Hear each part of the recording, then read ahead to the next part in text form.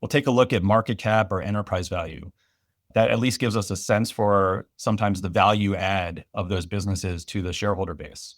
We may take a look at global complexity. So how much of your business comes from US and domestic revenue versus international revenue, because the more countries you're in, potentially the more complex your business is. We'll sometimes look at ancillary size criteria like employee count or number of plants or facilities that you have. Those are all good things. We'll take a look at which exchanges are you listed on. Are you traded on New York Stock Exchange or NASDAQ, or are you traded on an international exchange, which then leads itself into the availability of data because each exchange has different requirements. What we try to avoid, Ryan, is looking at and picking, or I'll use the word cherry picking, high performing or low performing organizations. So while we might look at certain margin metrics or certain ratios, it's not really done, in my opinion, for the sake of only picking out high performers.